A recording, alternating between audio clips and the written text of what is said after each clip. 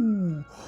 I think you're gonna like this one. I like this one. If you're into Filmic Pro and if you're into ND filters, I think you should love this one because I love this one. So let's go ahead and jump into it. Filmic Pro hacked ND filter. Let's go.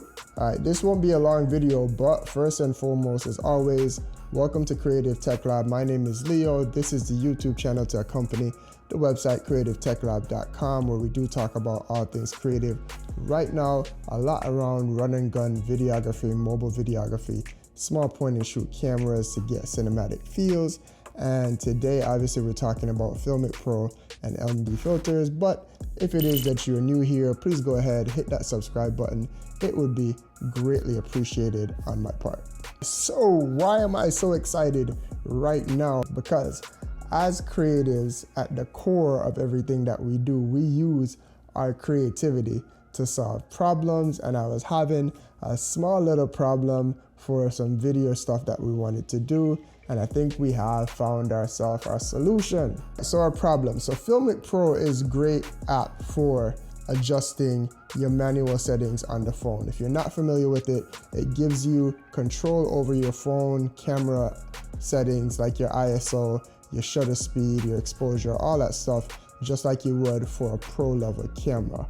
The problem is, however, you're still dealing with a small sensor, and even with great HDR and a small sensor, you don't have that much great dynamic range. So what I was finding was, even testing out the app here on all three cameras on the new iPhone 11 Pro, that I was still running into a lot of blown out images, even like during golden hour when it is that I was trying to film. So we needed to come up with some kind of solution to solve that problem. So to go ahead and solve this problem, what you would do in a typical scenario is to attach an ND filter, so that way you could keep your shutter speed and your exposure and your aperture wide open and not have to adjust any of that stuff on the fly. And in case there's any of you out there that don't know what an ND filter is, in very, very short terms, an ND filter is basically sunglasses for your camera lens, and it just allows you to keep the right exposure settings. But the problem is, how do you get an ND filter onto the iPhone? So right now there's only a couple of solutions out there. The main viable one being the SignMark lens, which is $100. There's a couple others, but they don't really fit all three cameras at the same time. So that's a little bit of frustrating. You have to keep jigging it around. So I thought the ND filter that I use is for the Sony RX100 camera, the Lensmate adapter. And I was like, I wonder if we'd be able to get it onto the phone. So I immediately went and got the RX100 and took the adapter ring off of the lens and then tried to put it onto the iPhone 11 Pro, and lo and behold, it works. It works, and it works like a charm. There's no vignetting from what I can see right now. I'm gonna test it a little bit further tomorrow when it is that I'm out shooting, so you see that video the day after whenever you see this one.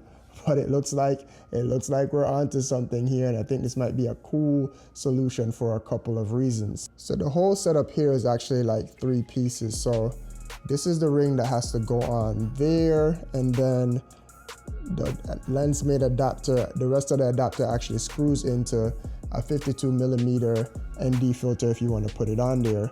The thing that you have to be careful of is just lining it up against the three cameras. As long as you get it on the edges, kind of like you're seeing here as I'm putting it on, then you'll be totally fine. Another keynote is I do have my phone onto a case. That may not be necessary, but if you're going to be taking this thing on and off, it probably would be better to have it in a case. I have the Apple silicone case on the phone right now. But now with this solution, you could put any 52mm lens onto the camera. And as a matter of fact, if you really wanted to go crazy with it, you could actually put even a bigger lens and use step down rings, as most people do. So who knows, I might go out there and get the Peter McKinnon Polo Pro joints and put them on here and see how it works out and what the colors look like in Filmic Pro, or eventually with Moment, whoever. And trust me, we could just get crazy. It just gives you a whole bunch of different flexibility here. So now, instead of getting this with it looking all washed out, now you could get this, and that is pretty cool. And then also, again, it's a variable ND, so I could go ahead and just at a turn of the ring, I can change my exposure on the fly, which is what I'm used to, especially when I'm shooting outdoors and the sun or the clouds or anything is changing on the fly. It's just easy, just a turn of the ring, and you have your exposure set perfectly again. Now I'm able to get perfect exposure in Filmic Pro, and it will make the image look a lot better when you nail your exposure just right, and it's not too overblown, because you can't really get back that detail. Even though they have their log footage, it's still not really there, even because they're using some kind of a HDR. So they just updated the app over the weekend to work with all 3 cameras on the iPhone 11 Pro. So I will be going out and testing that out now with my new ND setup. I'll be going out and testing that. So look forward to that cinematic video. Go ahead, give this a shot. Let me know down in the comments if you're actually gonna try this to get it on there. And also, again, like that sandmark option that I said is $100. The Lensmate filter adapter is only $25. I'll link it down below.